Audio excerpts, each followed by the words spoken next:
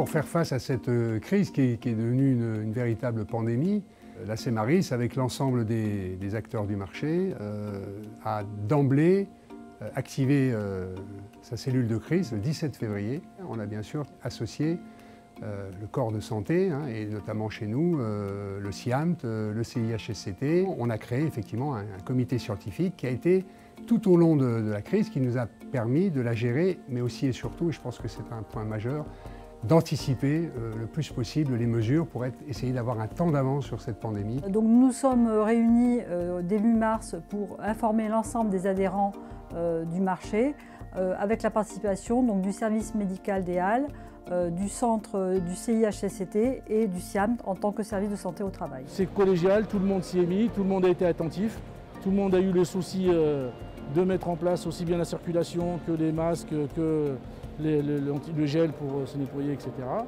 Et jusqu'à aujourd'hui, ça a été impeccable.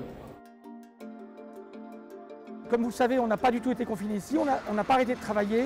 Comme vous pouvez le voir, c'est un lieu c'est un lieu de convivialité, un lieu d'échange, un lieu de rencontre. Donc il faut toucher les produits, les goûter, préparer les commandes. On a travaillé beaucoup sur la partie sanitaire, donc sur bien sûr l'application des gestes barrières, des opérations de nettoyage qu'on a complétées, dont on a relevé le niveau pour être sûr effectivement qu'il n'y ait pas de propagation du virus au sein des pavillons. On travaille avec le gestionnaire, c'est lui qui réglemente les entrées, etc. Vous l'avez vu. Donc on lui a dit tout de suite, mettez à l'entrée du gel, mettez des lavabos, mettez des messages, etc. Voilà. Comment lutter contre le coronavirus?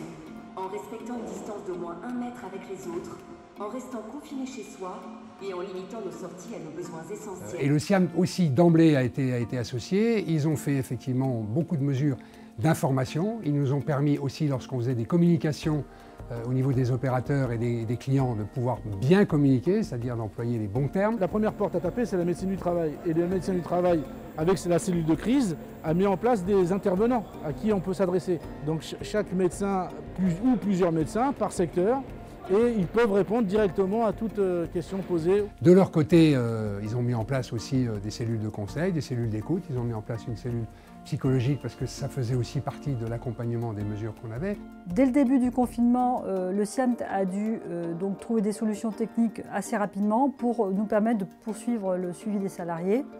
Donc ainsi, nous avions en place 2 solutions qui étaient assez complémentaires, la téléconsultation et les visites médicales en présentiel, une fois par semaine sur le mine de Rungis. Le point important pour le médecin du travail, c'était d'évaluer le risque pour le salarié à reprendre son poste en période de pandémie.